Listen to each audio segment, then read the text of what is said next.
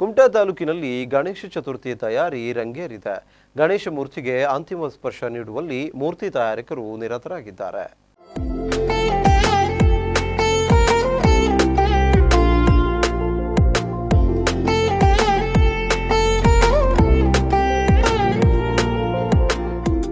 ಗೌರಿ ಗಣೇಶ ಹಬ್ಬಕ್ಕೆ ಇನ್ನೂ ಕೆಲವೇ ದಿನಗಳು ಬಾಕಿ ಉಳಿದಿದ್ದು ಎಲ್ಲೆಡೆ ಗಣೇಶ ಮೂರ್ತಿಯ ತಯಾರಿಕೆಯ ಕಾರ್ಯ ಭರದಿಂದ ಸಾಗಿದೆ. ಗಣಪತಿಯ ಮೂರ್ತಿಗೆ ಬಣ್ಣ ಬಳಿಯುವ ಕಾರ್ಯ ನಡೆಯುತ್ತಿದೆ. ಕುಮಟಾ ತಾಲೂಕಿನಲ್ಲಿಯೂ ಸಹ ಹಬ್ಬದ ತಯಾರಿ ಜೋರಾಗಿದ್ದು ಗಣೇಶ ಮೂರ್ತಿಗೆ ಅಂತಿಮ ಸ್ಪರ್ಶ ನೀಡುವಲ್ಲಿ ಮೂರ್ತಿ ತಯಾರಕರು ನಿರತರಾಗಿದ್ದಾರೆ.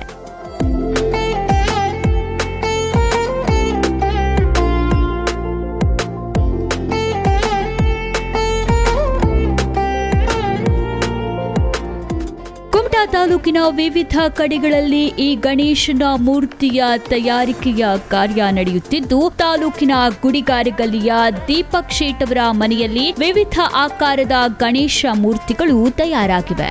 1 ಅಡಿಯಿಂದ ಆರಂಭವಾಗಿ 2 ಅಡಿಯ ಗಣಪನ ಮೂರ್ತಿಗಳು ಇಲ್ಲಿ ಕಾಣ ಸಿಗುತ್ತವೆ. ಇನ್ನೇನು ಹಬ್ಬಕ್ಕೆ ಕೆಲವೇ ದಿನಗಳು ಬಾಕಿ ಉಳಿದಿದ್ದು ಮೂರ್ತಿಗೆ ಬಣ್ಣ ಬಳಿಯುವ ಕಾರ್ಯ ನಡೆಸಲಾಗುತ್ತಿದೆ.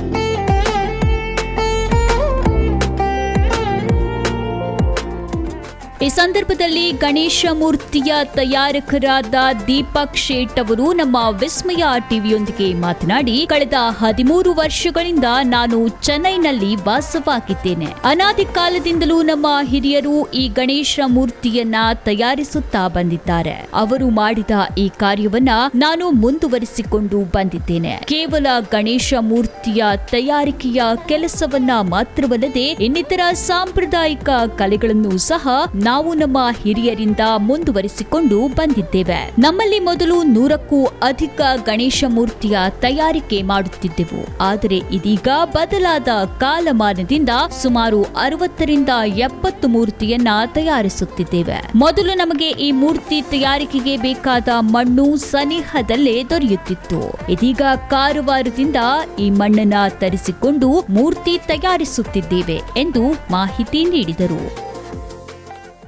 ನಾನೊಂದು 13-14 ವರ್ಷ ಆಯಿತು ನಾನು ಚೆನ್ನೈದಲ್ಲಿ ಇರೋದು. ಈ ಗಣಪತಿ ನಮ್ಮದು ಅಂತ ಹೇಳಿದ್ರೆ ಹಿರಿಯವರು ಅಂದರೆ ನಮ್ಮ ಅಜ್ಜ, ತಂದೆಯವರು, ಅಜ್ಜ, ಮುತ್ತಜ್ಜ ಅವರೆಲ್ಲ ಮಾಡ್ಕೊಂಡು ಬಂದ ಸಲುವಾಗಿ ಅದು ಬಿಡಬಾರ್ದು ಹೇಳೋ ಸಲುವಾಗಿ ನಾನು ಇಲ್ಲಿ ಬಂದು ಮಾಡ್ತಾಯಿದ್ದೇನೆ. ಮತ್ತು ಇಲ್ಲಿ ನಮ್ಮದು ದೇವಸ್ಥಾನದ್ದು ಸಹ ನಾವು ಗಣಪತಿ ಎಲ್ಲ ಮಾಡ್ತೇವೆ. ಮತ್ತು ಇತರೆ ವರ್ಕು ಅಂತ ಹೇಳಿದ್ರೆ ಈ ಗಣಪತಿಯನ್ನು ಬಿಟ್ಟು ನಮ್ಮದು ಏನು ಒಂದು ಸಾಂಪ್ರದಾಯಿಕ ಕಲೆ ಉಂಟಲ್ಲ ಅದನ್ನು ಸಹ ನಾವು ಮಾಡ್ತೇವೆ. ಗಣಪತಿ ನಮ್ಮದು ಮೊದಲೇ ಒಂದು 100-125 ಗಣಪತಿ ಮಾಡ್ತಿದ್ರು. ಈಗ ಕೆಲಸಗಾರದ ಅಭಾವದಿಂದ ಅದನ್ನು ನಾವು ಕಡಿತಗೊಳಿಸಿದ್ದೇವೆ. ಅಂದರೆ ಇವತ್ತಿನ ದಿವಸದ ಒಂದು ತುಟ್ಟಿ ದಿವಸದಲ್ಲಿ ಕೆಲಸಗಾರರು ಸುಲಭವಾಗಿ ಸಿಗುವುದಿಲ್ಲ. ಈಗ ನಾವು ಗಿರಾಕಿಗೆ ಅದನ್ನು ಹೇಳಿದ್ರೆ ಅವರು ಹೆಚ್ಚಾಯಿತು ಅಂತ ಹೇಳ್ತಾರೆ. ಆದಷ್ಟು ನಾವು ಮಾಡಲಿಕ್ಕೆ ನಾವು ಮಾಡಲಿಕ್ಕೆ ಪ್ರಯತ್ನ ಮಾಡ್ತಾ ಇದ್ದೇವೆ. ಅಂದರೆ ಗಿರಾಕಿಗೆ ಸ್ವಲ್ಪ ಕಡಿಮೆ ದರದಲ್ಲಿ ಸಿಗುವ ಸಲುವಾಗಿ.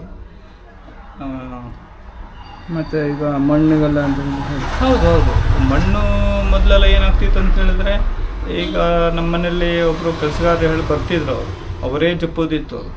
ಈಗ ಒಬ್ಬರಿಗೆ ನಾವು ಮಣ್ಣು ಹದ ಮಾಡಲಿಕ್ಕೆ ಕರೆದ್ರೆ ಸಾಧಾರಣ 800-900 ರೂಪಾಯಿ ಕೊಡಬೇಕಾಗ್ತದೆ. ಅದ್ರ ಕಾಸ್ಟ್ ತುಂಬ ಆಗಿಬಿಡ್ತದೆ. ಮತ್ತು ಮಣ್ಣು ಈಗ ಮೊದಲೆಲ್ಲ ನಮಗೆ ಈ ವಾಲ್ಗಳ್ಳಿ ಅಲ್ಲೆಲ್ಲ ಸಿಗ್ತಾಯಿತ್ತು. ಈಗ ಅದು ಆ ಒಂದು ಮಣ್ಣು ಅಷ್ಟು ಕೆಲಸಕ್ಕೆ ಅಷ್ಟೇನು ಅನುಕೂಲ ಇಲ್ಲ. ಹಾಗಾಗಿ ನಾವೇನು ಮಾಡ್ತಾಯಿದ್ದೀವಿ, ಈ ಕಾರವಾರ ಅಲ್ಲಿ ಹೋಗಿ ಮಣ್ಣು ತರ್ತಾಯಿದ್ದೇವೆ. ಅದು ಟ್ರಾನ್ಸ್ಪೋರ್ಟು ಅದು ಇದು ಭಾಳ ತುಟ್ಟಿ ಆಗ್ತದೆ. ವಿಸ್ಮಯ ನ್ಯೂಸ್, ದೀಪೇಶ್ ನಾಯ್ಕ್, ಕುಮಟಾ.